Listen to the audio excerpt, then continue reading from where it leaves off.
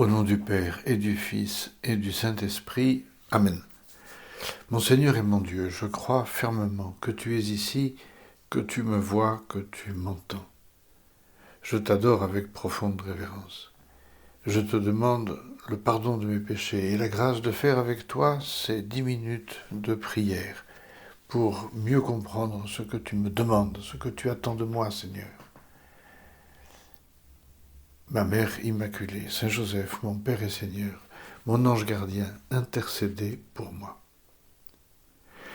L'évangile d'aujourd'hui nous dit que Jésus s'approche de Jéricho, une ville où il y a beaucoup de monde, évidemment, où il y a des âmes, et donc nous pouvons imaginer que Jésus veut aussi s'approcher de nous. L'évangile nous raconte qu'il était entouré d'une foule. Une foule qui avançait, qui marchait, qui le suivait, qui probablement discutait avec lui. Donc une foule, évidemment, qui faisait du bruit. Une foule qui peut-être était en train de parler, peut-être Jésus était-il en train de raconter une parabole à ce moment-là. Bref. Et les gens passent, et Jésus aussi avec eux, passe devant un aveugle. Probablement, personne ne fait attention à cet aveugle, parce que tout le monde est concentré pour voir et écouter Jésus. Mais l'aveugle, lui, s'il ne voit pas, nous savons bien que les gens, les malvoyants, ont les autres sens qui sont très développés, et donc même si cet aveugle, évidemment, ne voit pas Jésus, mais il l'entend, il comprend qu'il se passe quelque chose, et donc il demande. Qu'est-ce qui se passe? Qui c'est? C'est quoi cette foule? Peut-être même était-il capable d'évaluer la foule. Que se passe-t-il? Et on lui dit, c'est Jésus. Et là, évidemment, un éclair. Jésus, mais j'ai entendu parler de lui. Je ne l'ai pas vu, mais j'ai entendu parler. La renommée de Jésus était grandissante. Donc il savait que c'était un homme, un rabbi, qui faisait des miracles, qui pouvait lui faire du bien. Et donc immédiatement, cet homme a eu le réflexe qu'il fallait. Jésus, fils de David, prends pitié de moi. Il veut attirer l'attention de Jésus sur lui. On ne peut pas lui en vouloir. C'est normal. Il avait quelque chose à demander à Jésus, sa guérison. Nous, est-ce que nous avons aussi quelque chose à demander à Jésus? Je crois que nous avons tous des choses à demander à Jésus, plus ou moins importantes, plus ou moins personnelles, plus ou moins de circonstances, plus ou moins générales de ma vie, ou des choses peut-être très particulières, je ne sais pas. Mais c'est difficile de ne pas avoir de choses à demander à Jésus. Et donc, si c'est notre cas, c'est tout à fait normal. Mais je pense que nous pouvons profiter de ces moments de prière que nous faisons avec le Seigneur pour lui dire, Seigneur, moi j'ai toujours quelque chose à te demander, c'est vrai, mais toi, Seigneur, as-tu quelque chose à me demander? Est-ce que, toi qui m'écoutes, est-ce que ça t'arrive de faire une prière en disant, Jésus, demande-moi ce que tu veux. Demande-moi ce que tu veux. Je t'écoute, Seigneur. Oui, c'est vrai, nous prenons très souvent Dieu comme quelqu'un à qui nous voulons demander. Mais que sommes-nous prêts à donner à Jésus? Bon, mais revenons à l'aveugle. Si on se place de son point de vue, il est évident qu'il est tout à fait normal, qu'il ait compris que c'est la chance de sa vie. Jésus est là, Jésus fait des miracles, et donc il l'appelle, et il crie, et il a dû parler très fort, parce qu'il fallait que sa voix couvre la voix de ceux qui parlaient avec Jésus. Jésus, fils de David, prends pitié de moi. Et voilà que l'Évangile nous dit que ceux qui marchaient en tête le rabrouaient. Les premiers qui l'entendent, tout de suite, lui disent « Tais-toi, tu nous déranges, tu ne vois pas, tu n'es qu'un aveugle, tais-toi. » On va te donner peut-être une pièce pour que tu nous laisses tranquille, mais laisse-nous avancer, laisse Jésus nous parler, tu ne nous intéresses pas. Cet aveugle dérange. On a l'impression qu'il fait un peu tache dans le paysage.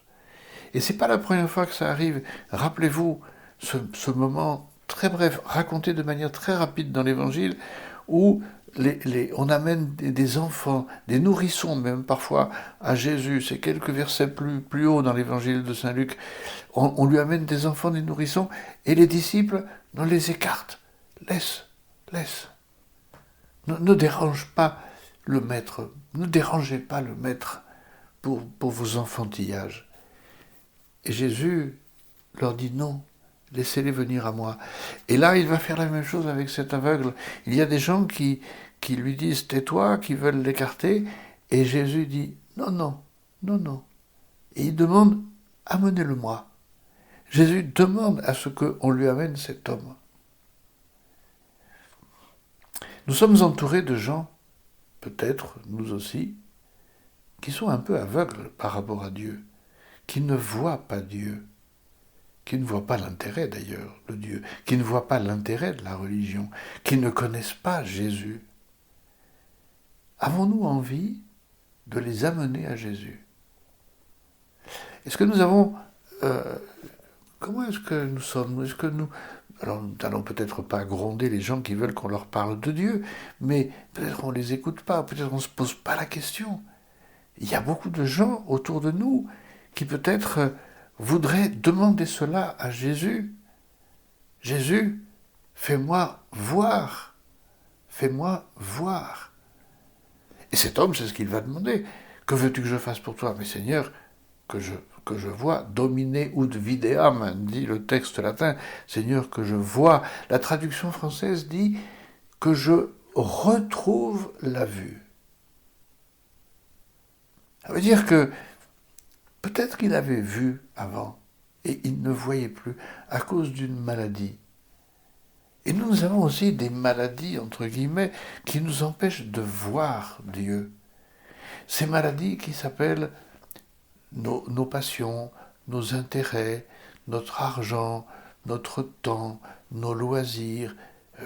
Vous pouvez mettre plein de choses, nous pouvons tous mettre plein de choses qui nous empêchent de voir Dieu. Et cet homme, peut-être, est passé par là. Alors lui, c'était une cécité physique, mais nous, ça peut être une cécité spirituelle. On a vu Dieu à un moment donné, et puis là, on ne le voit plus.